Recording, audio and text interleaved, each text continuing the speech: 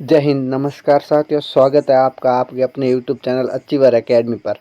Guidance और motivation के लिए चैनल को फॉलो करिएगा, चैनल को सब्सक्राइब करिएगा और फॉलो करके रखिएगा, ठीक है। इस चैनल पर आपको हमेशा study tips, exam motivation, success मंत्र सारी चीज़ें मिलेगी, ठीक है। डेली गाइडेंस के लिए इस चैनल को आप सब्सक्राइब करके रखिएगा, ठीक है। और आज की वीडियो में जो हम बात करने वाले हैं वो बात करने वाले हैं अपन एग्ज़ाम हॉल स्ट्रेटजी पर, यानी कि आपको एग्ज़ाम हॉल में किस तरह से किस स्ट्रेटजी से आपको चलना चाहिए जिससे कि आप एग्ज़ाम बहुत अच्छा परफॉर्म कर पाओ। तो उस पर बात करने वाले हैं आज के इस वीडियो में, ठीक है। तो आगे बढ़ते हैं और देते हैं आपको पहली टिप्स। पहली जो स्लाइड आपकी कहलाती है वो है मतलब स्मार्ट तरीके से समय को संभाला और सफलता पाए। बहुत ज़रूरी है आज के दौर में। अगर आप अपने समय को स्मार्ट तरीके से अगर नहीं संभालते हो, यानी कि स्मार्ट तरीके से आप समय का प्रबंधन नहीं करते हो, मैनेजमेंट नहीं करते हो, तो फिर आप सफलता से दूर होते चले जाओगे, ठीक है। तो इसलिए बहुत ज़रूरी है स्मार्ट तरीके से टाइम मैनेजमेंट करना।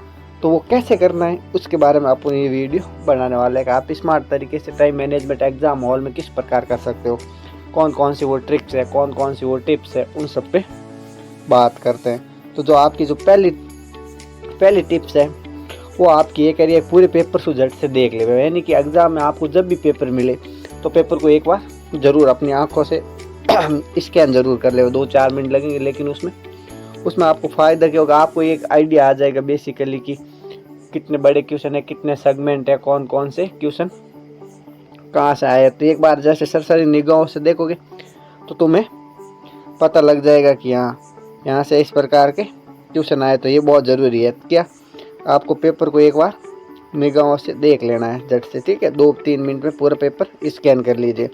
उसके बाद ये भी आपको एक आइडिया लग जाए कि आसान सवाल कौन से और कठिन कौन से हैं, जिससे आप अपने आगे की स्ट्रेटजी उस हिसाब से बना पाओगे, ठीक है। तो ये बहुत ज़रूरी प्रोसेस है जो कि आपको पहली स्लाइड कह रही।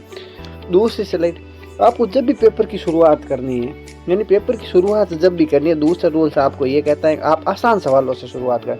आसान सवाल वही होगा, ऑब्वियस सी बात है, जो कि आपको आता है या आपने पढ़ रखे हैं, तो उनसे आप शुरुआत करें।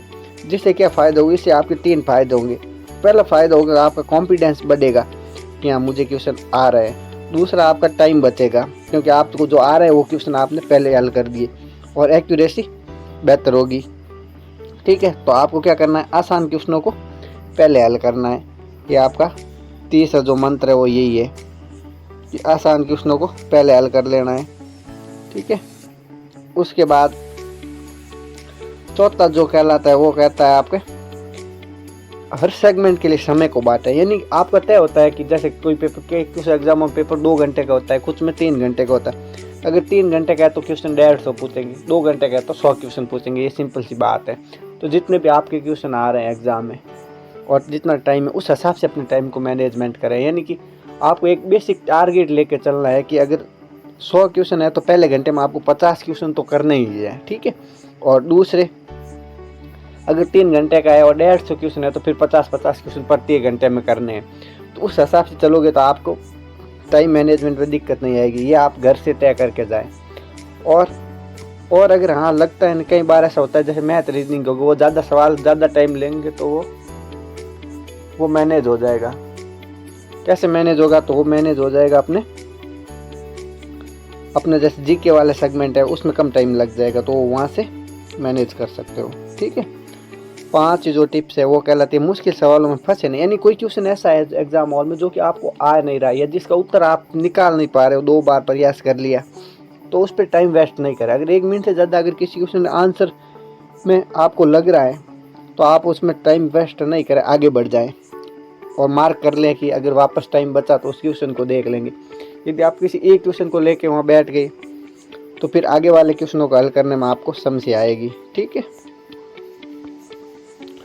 छठा जो टिप्स है वो है ये जो छठा जो पॉइंट है वो उनके लिए जो राइटिंग एग्जाम होते हैं, जिनमें आंसर आपको लिखना होता है। ये ओ मार वालों के लिए नहीं है। तो उसमें क्या होता है, उसमें आपको जब भी एग्जाम रिटर्न हो तो उसमें आपको साफ सुथरा लिखना है। पहली बात तो मतलब आपकी हैंड राइटिंग अच्छी होनी चाहिए।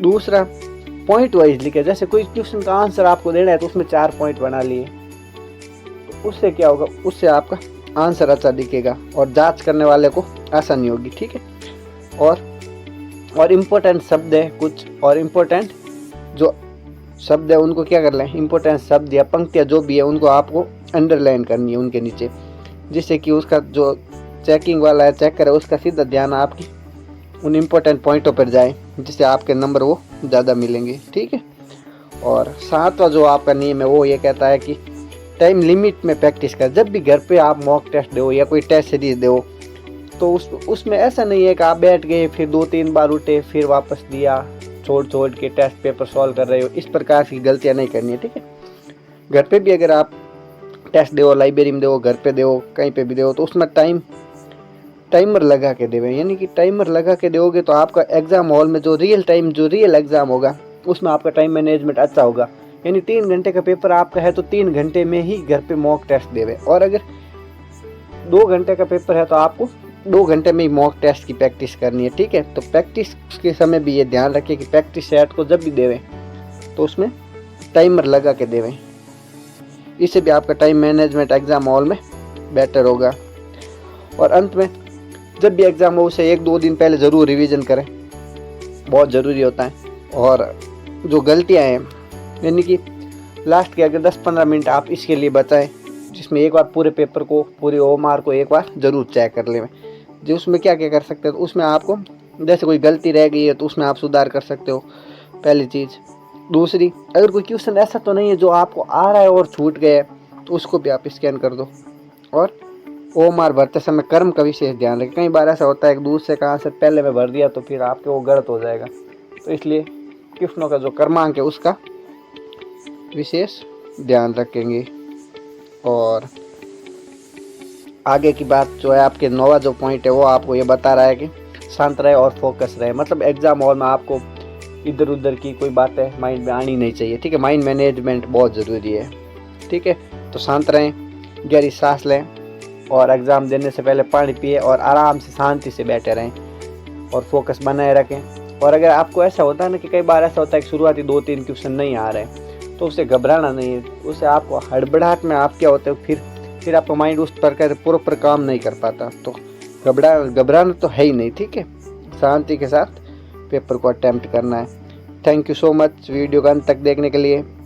अचीवर एकेडमी को सब्सक्राइब करिएगा एग्ज़ाम टिप्स और टाइम मैनेजमेंट और अन्य जो भी सक्सेस मंत्र हैं उनके लिए। Thank you so much.